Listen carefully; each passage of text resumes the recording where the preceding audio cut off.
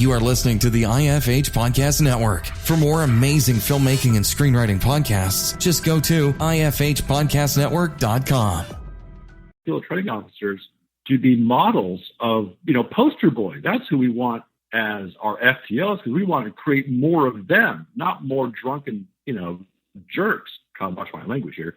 We don't take our worst employee who's disgruntled and make him the trainer of rookies and treat them like crap. That's not what we do.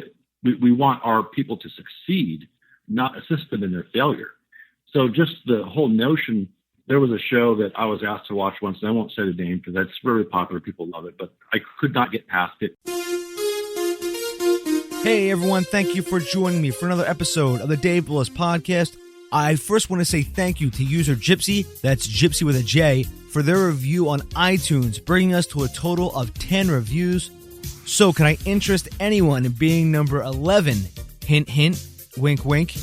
So if you find anything useful in the podcast, in this episode and other episodes, please share via social media, as it really does help the podcast. And speaking of the podcast, on today's show, our guest is a retired police officer having served 22 years of active duty in the San Bernardino County Sheriff's Department. He now operates his training and consulting firm full-time, along with teaching criminal justice courses and running his own set of writer's guides to law enforcement, the first in the edition being the Writer's Guide to Homicide. This is episode 116 with guest Sergeant Derek Pacifico.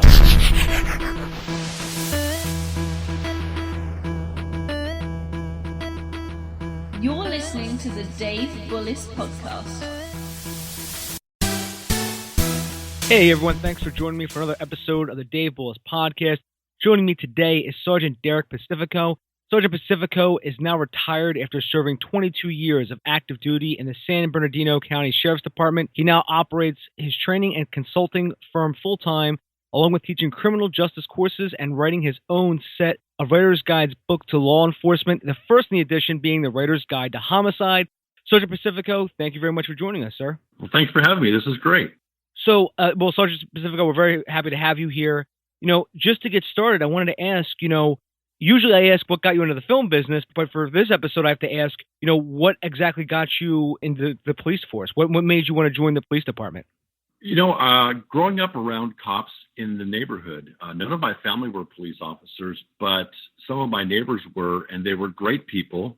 We lived middle income, and they were really great role models as other adults in my life. Then it was a suggestion when I was a teenager to go on a ride-along and check out the Explorer program. And I did go on a ride-along. I didn't join the Explorer program due to logistics and where I lived and things of that nature. But I went on a ride-along, and I was immediately hooked. It was exciting. It was fun. The cops that I rode with, I went on a couple different ones, were very, very, very normal, very much like your average citizen. They just have this kind of cool job. And getting a chance to speak with them and see what really happens out there in the real world was really exciting. And it became a goal of mine to do. And as soon as I turned 20, I applied for the Sheriff's Department, and the process usually takes 6 to 9 months, maybe even up to a year before you can get hired. So I knew that by the time I would get through that process, get hired, and go through the academy, which is a lengthy school, by that time I'd be 21 for sure. And that's exactly what happened. I got lucky. We were in a hiring boom, and I got picked up, and it, happily ever after. And you served 22 years, of active duty, and you ended up, writing this book, which is, the Writer's Guide to Homicide. So I wanted to ask Sergeant Pacifico, was there like an impetus for you to write this book? Were you just tired of seeing things getting sort of projected wrong in films or even in novels? And you wanted to correct that? Is that one part of the impetus? No, actually, it was sort of by accident. And what I mean by that is I have been teaching and training law enforcement on the job, and then later on as my private consulting business. Then I was asked by some friends to speak to a group of writers. And I gave them our public lecture. Most law enforcement agencies have a dog and pony show. And I gave them, 45, 50 minutes, whatever it was, on interview and interrogation, or the basics of law enforcement. I think it was the basics of law enforcement and homicide investigations. And the writers went nuts, and they said, "This is great. Can you do more?" And so I was invited back, and then that led to multiple other different invitations to other groups, including a screenwriters group at CBS Studios. And from that, I got cornered by some writers who said, "Listen, you've got to do this as a consulting business. You know, writers want to be authentic. We just don't have the resource. We can't just grab some cop on the street. He's got a job to do." So the writers said, "Listen, you know, you're a good public speaker, and we love hearing your stories. We can't write down everything you say in these seminars or the time that you're with us. So, you know, please write this book so we have a reference guide." So I did. You know, it took me a couple of years to put it together, and I just published it last month. And here we go. It's good times. I'm excited about it. You know, I agree with what those writers said to you, because there does need to be a resource for writers who do want to actually be as true as possible for police work.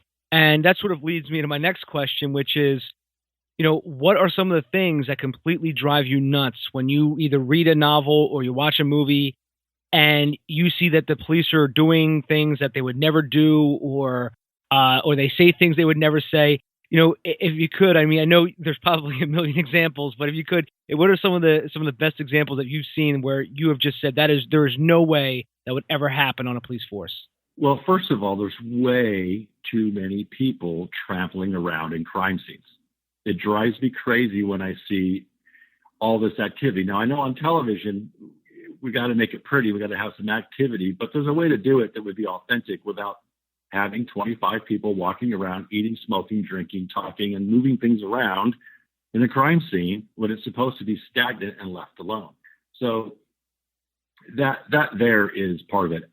The fact that they never write anything down, that they don't actually do reports every once in a while. Now, obviously, we wouldn't want to, as a viewer, watch somebody typing a report for 44 minutes of commercials, but at least allude to the fact that they're reports and that they're up late at night doing these reports, and that they're, you know, they've got to get this done. I got to get the reports in. And at least mention the fact that we prepare reports and we document what we do, and it's all gone to the district attorney's office for review. There's a lot of paperwork. People have no idea just how much paperwork is involved. And I think for some authenticity, just alluding to it, just talking about it, having somebody maybe finish off the report, or I'll be right with them, finish this report. I mean, something that they're doing more than just jumping out of, you know, moving cars and tackling guys in alleys all the time, which leads to another point. Too often, TV cops or fictional cops don't get hurt. I mean, they get punched in the face, they get kicked, and all these things happen, and they get shot, and they come right back to work 3 days later. You know, the reality is when you get punched in the teeth, it hurts, man. I mean, it hurts a lot.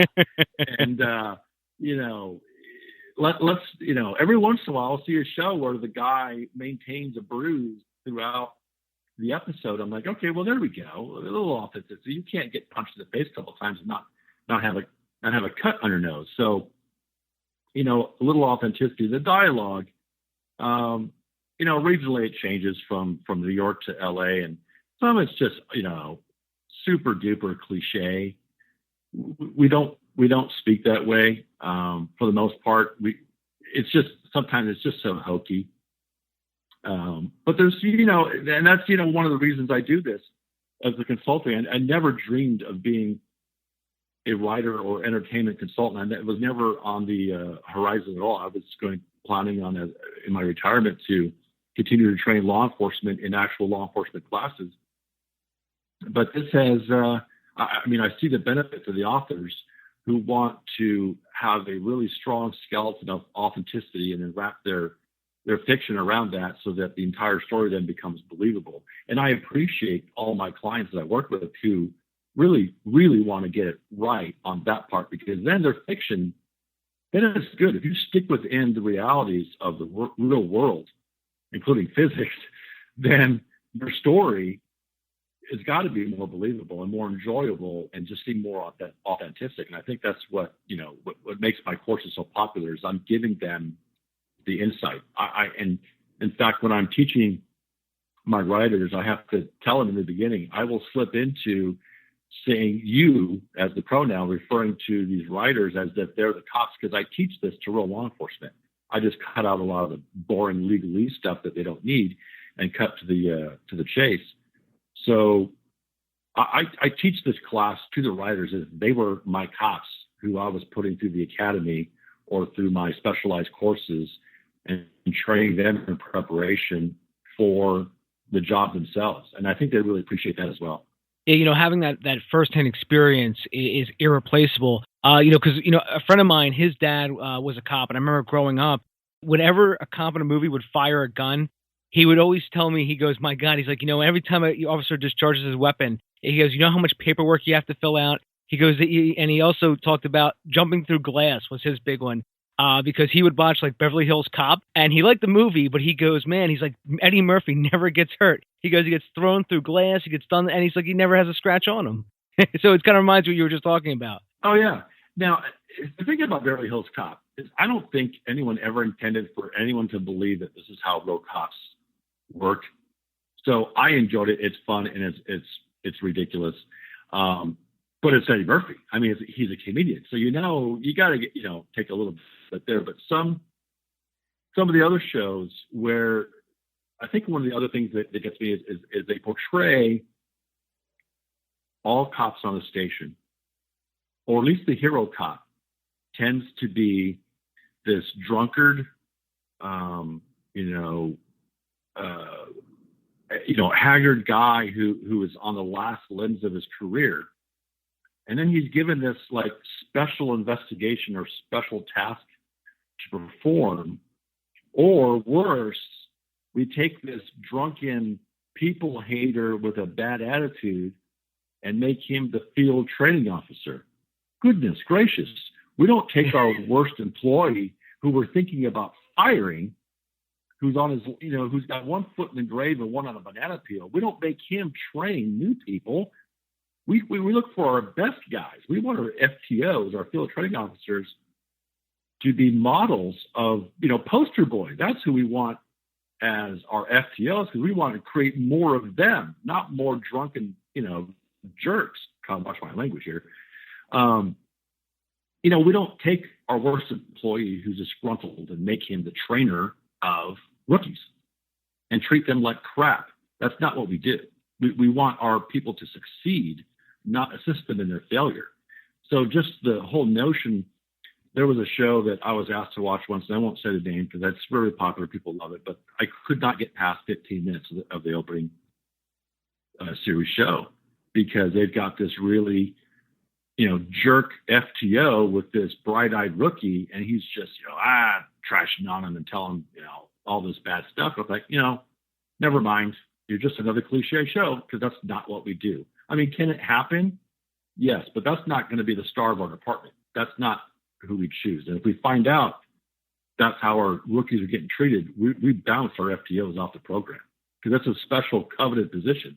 It's not where we put our guys near termination for their career. We don't demote somebody down to training officer. Good God, no. That's a promotion.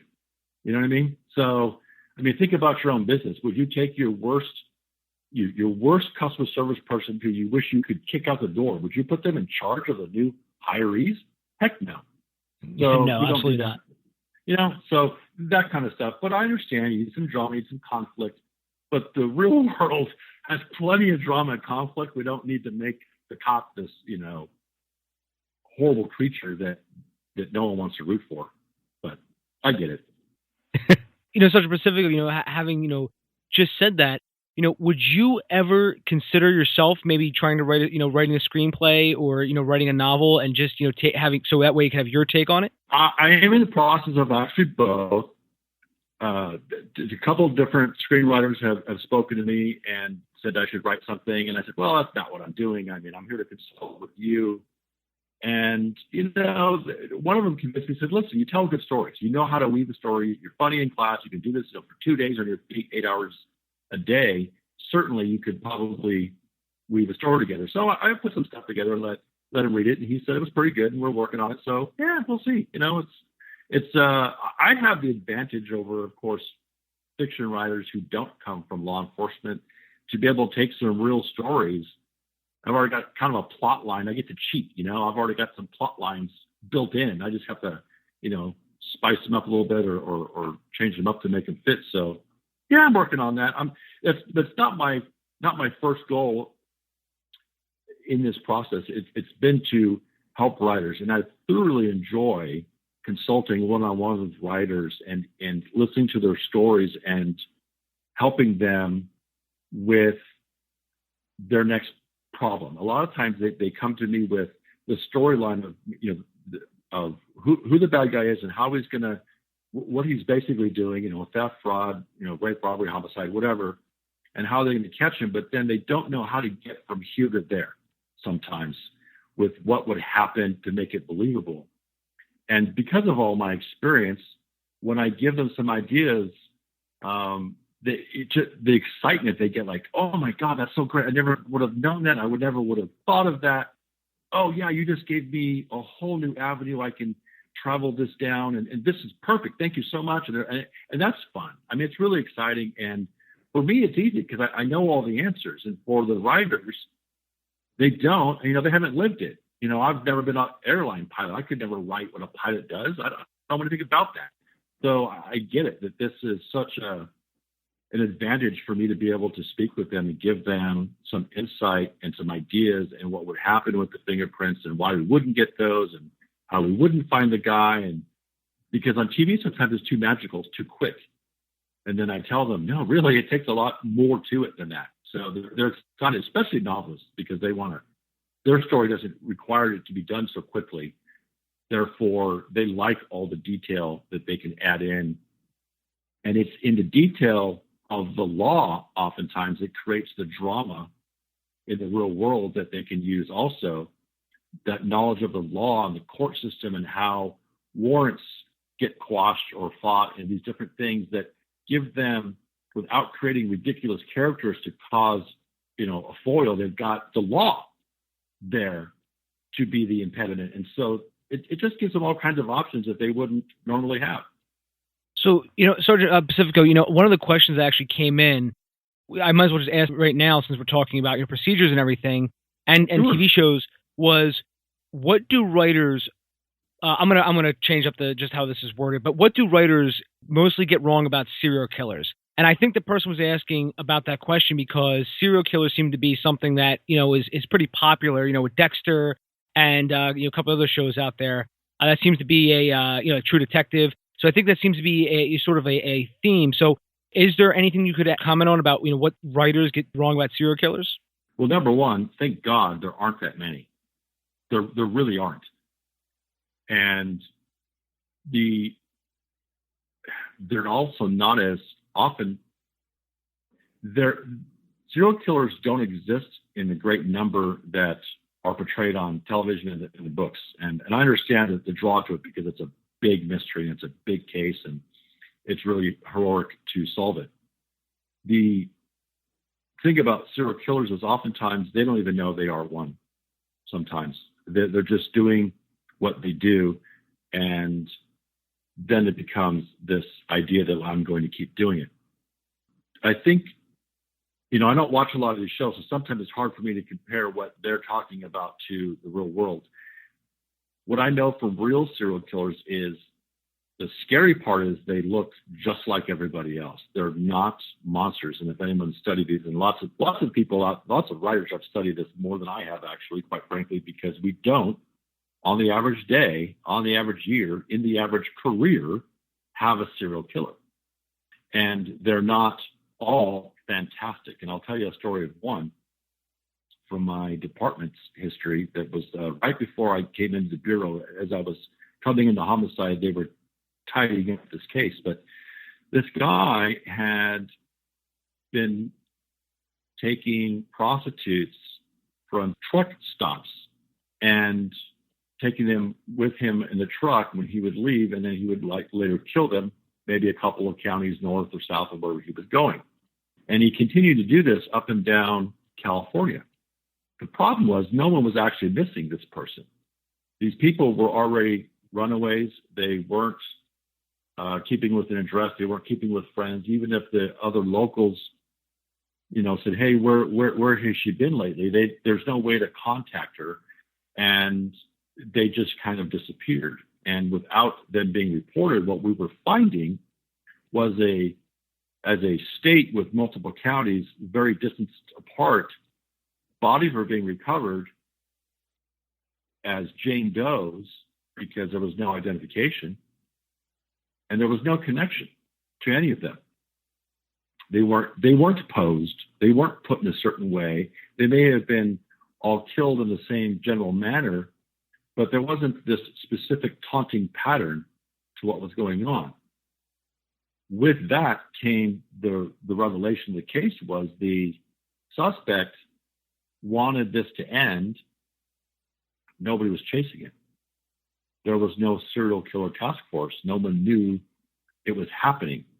So he walked into a police station and said, basically, "Hi, I need to turn myself in. I'm a serial killer." And they said, yeah, whatever, have a seat. And they didn't believe him because he came in a little bit crazy.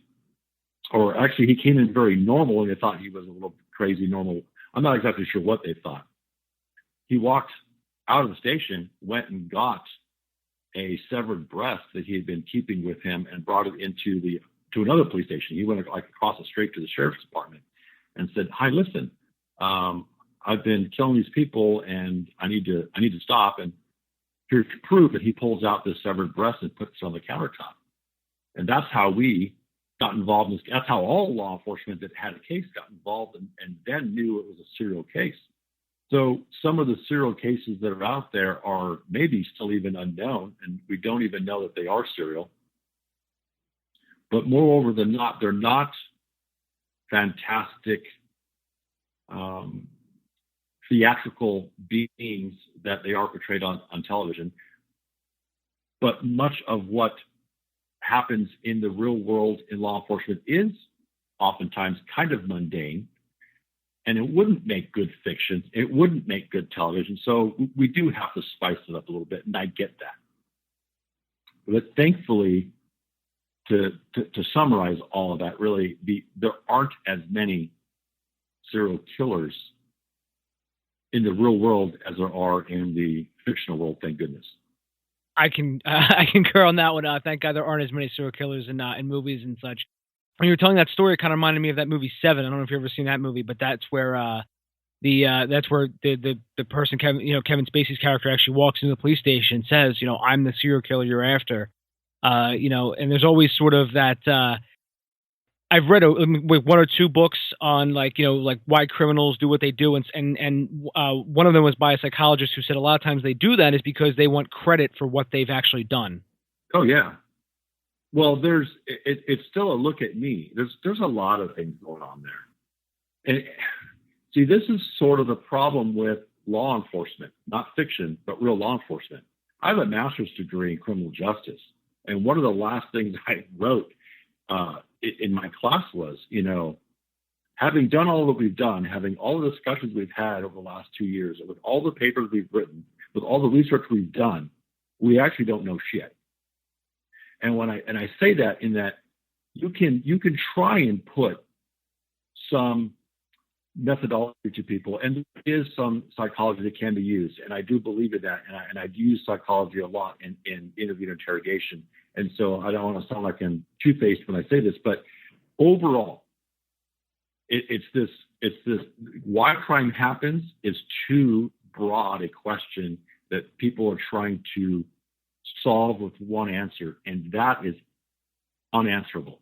Why crime happens, because when you can explain to me why a white male adult growing up with two parents in a rich home is committing crimes and is strung out on dope versus, you can explain why the inner city kid with no parental guidelines and he's in a gang at age, 11 and he's been shown dope and everyone's been arrested. You can see how that guy got from here to there.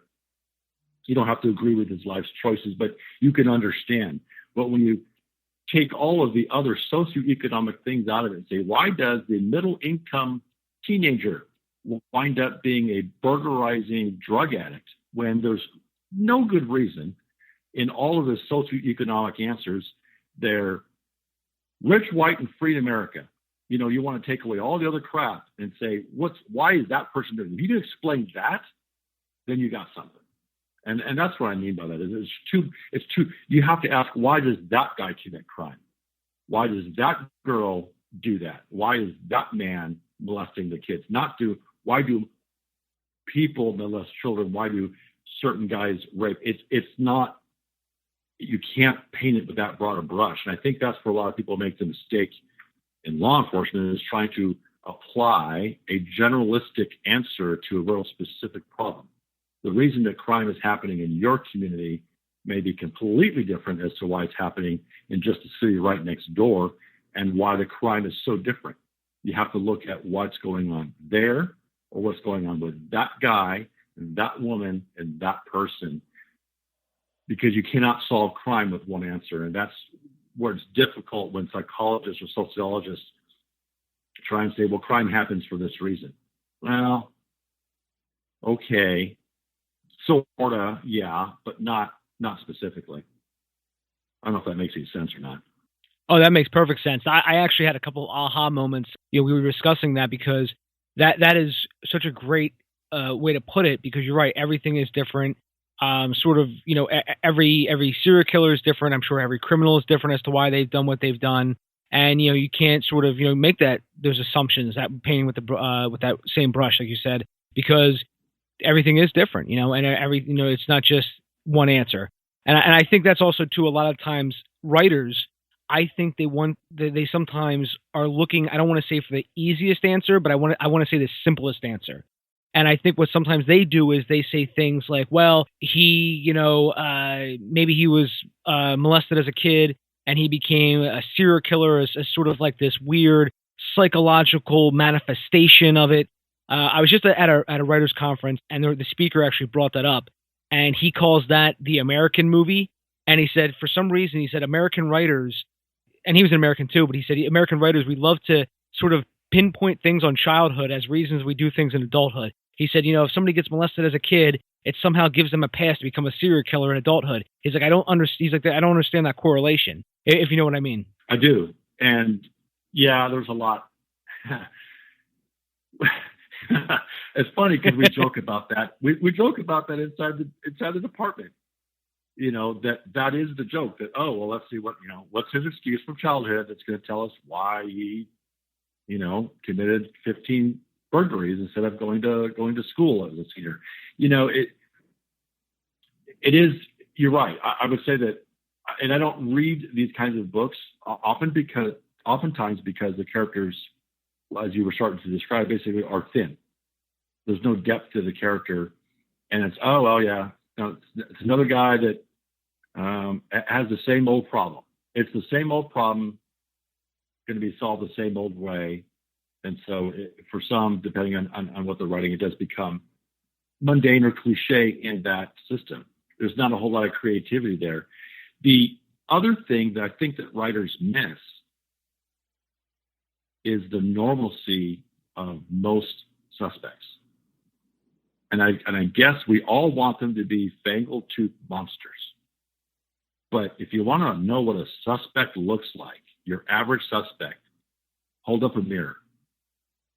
And I'm not saying that you're guilty of a crime. What I'm saying is they just look like you and me, man.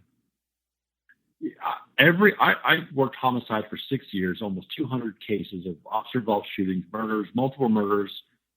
I mean, some of the goriest stuff to some of the most simple stuff. And one common thread is they all look the same. Here and there were a couple of really big, scary, parolee kind of guys that fit that stereotype. But on average, they look like what we call Joe Blow citizen.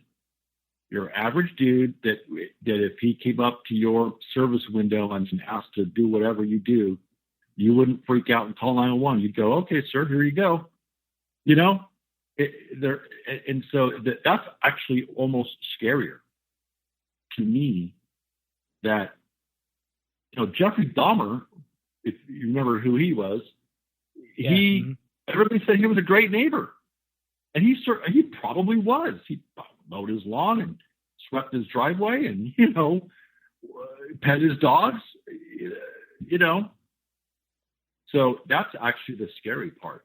It's not that they're foaming at the mouth, walking with an axe down there with, their hand down the street. That's not the scary guy. We know who that guy is. Grab a shotgun. We got him figured out.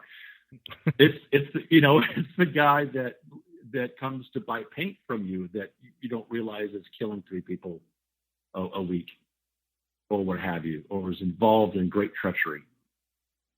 So I tell you, one of the most difficult cases I worked that I actually still can't talk about yet, everybody in that was rich and handsome and great looking and successful and connected. And there weren't any single tooth monsters in that case. And that was an eye-opener as well. Now, speaking of that case, is there ever going to be a point, where you're going to be allowed to speak of it? Like, I mean, is it because it's still ongoing, you can't talk about it yet? Yeah, it's not closed. It's not solved. Oh, I see. It especially on this kind of forum where, broadcasts are what they are. If I were, I can't speak to it because then we don't want to give the game away. And that's why we're coy with the press. That's another thing. The relationships that cops have are far better than they're portrayed in the movies. Here's a little inside bit of information. Sorry about that. Here's a bit of inside information.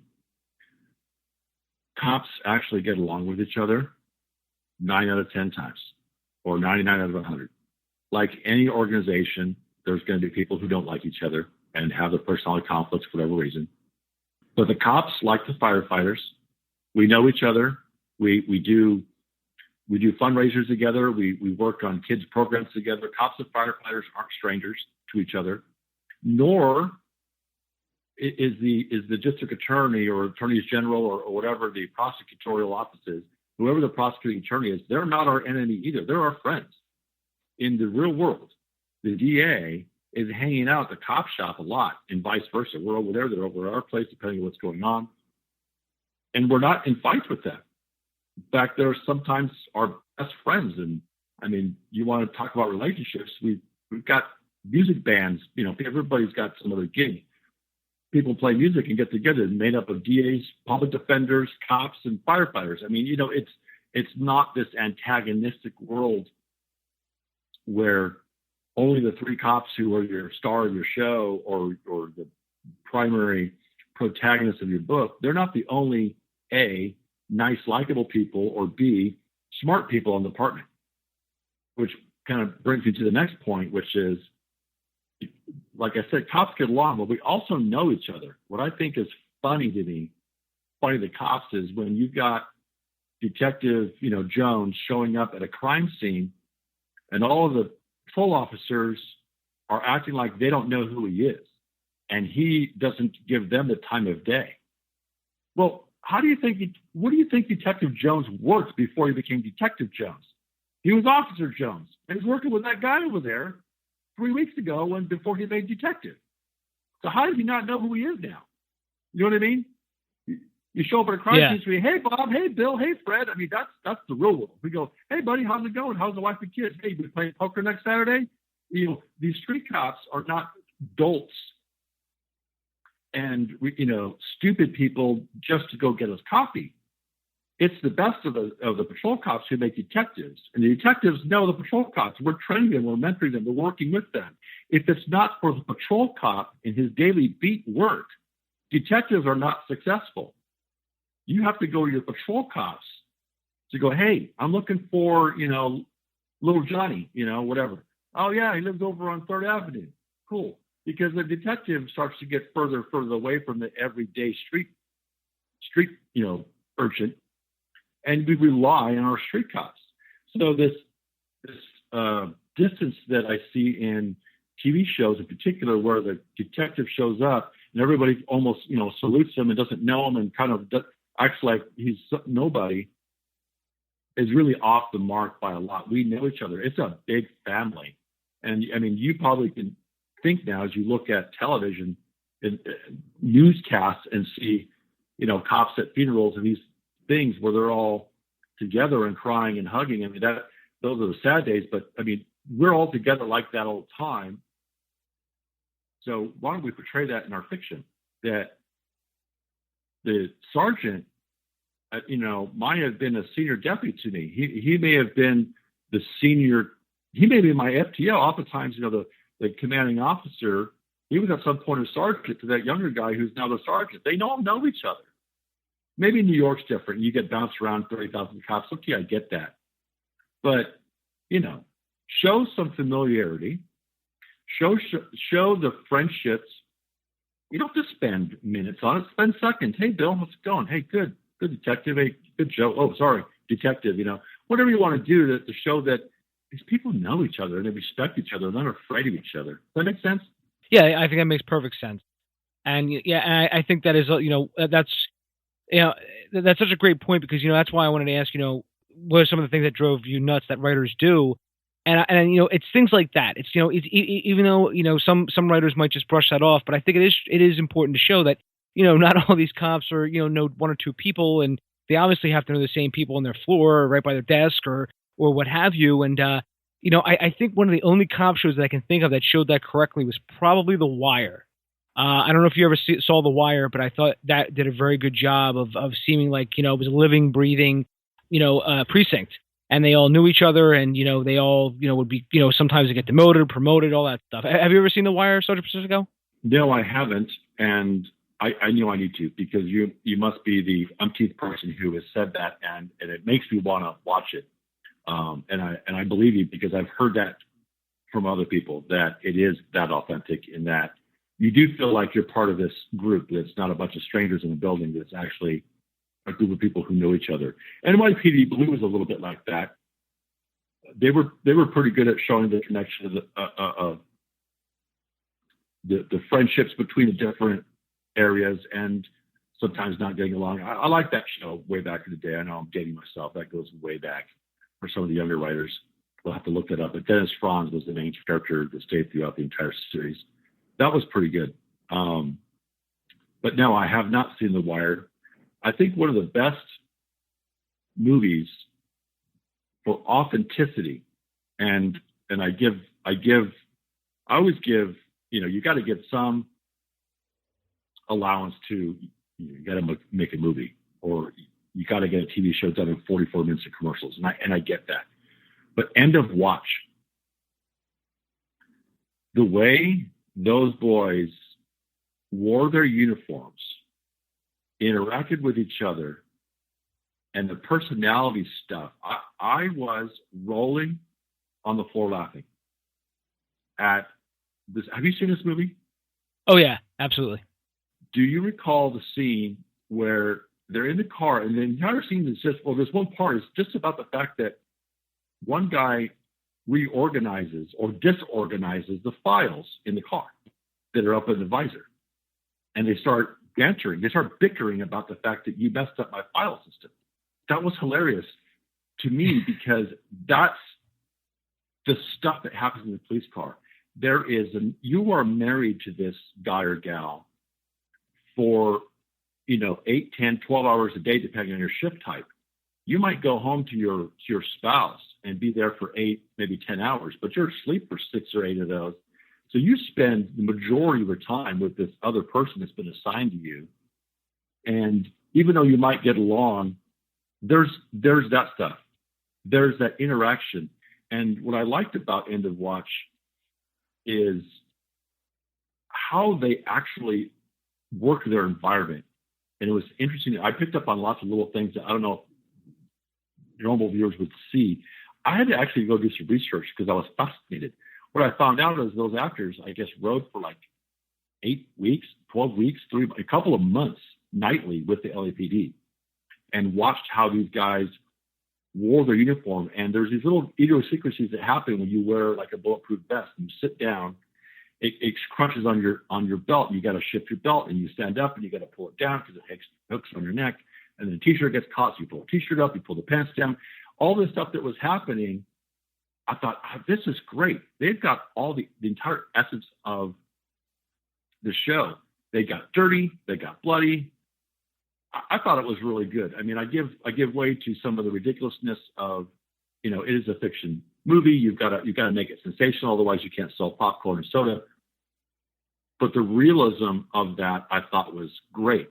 Now, funny part is, as I'm talking to a couple of producers, one of them is an award-winning kind of guy. He hated it. He said it was boring, didn't like it. I said, well, see, here we go. I thought it was great because it was very authentic, and the way things moved, I thought were so realistic. He said it was, in his mind, completely unrealistic. I said, see, there we go. You're Hollywood trained, and you didn't think all that stuff that was said in the car, the way they talked to each other, how they interacted with each other and stayed friends, even though some of the stuff they said was really vile towards each other. That's the living, breathing day of cops. He didn't think that was real. So that's, I guess it's, what do you want? Do you want realism, or do you want what you're used to?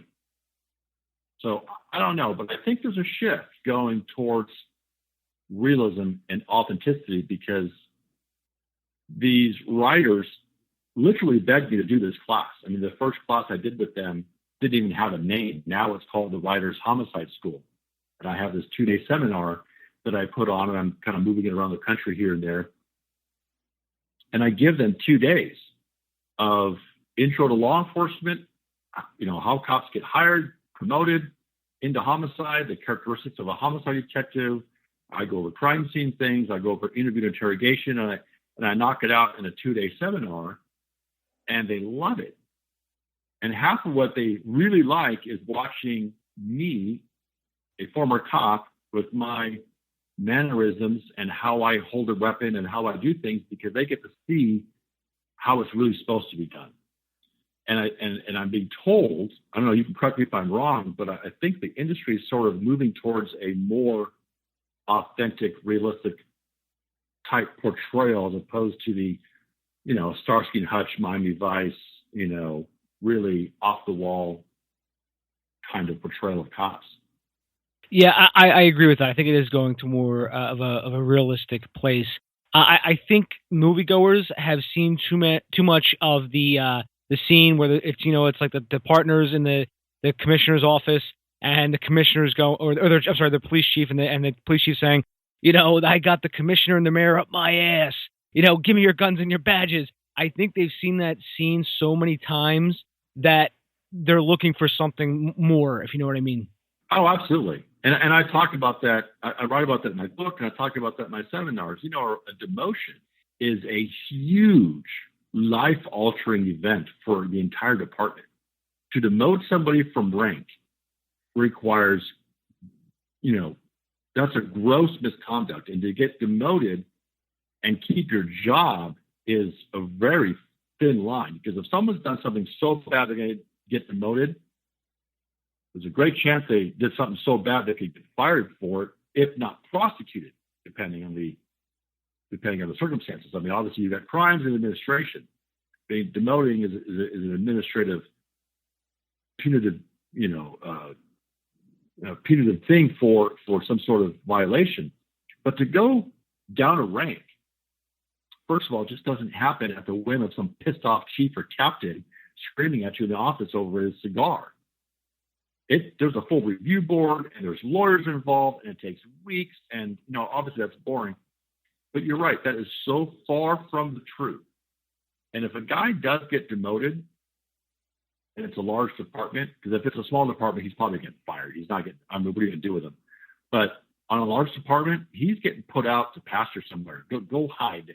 You're going to go work graveyard in the Eastern District, whatever, and we don't want to see or hear from you for about 2 years. Then you can come up for air. You're just not going to get called into a case. He's going to go away.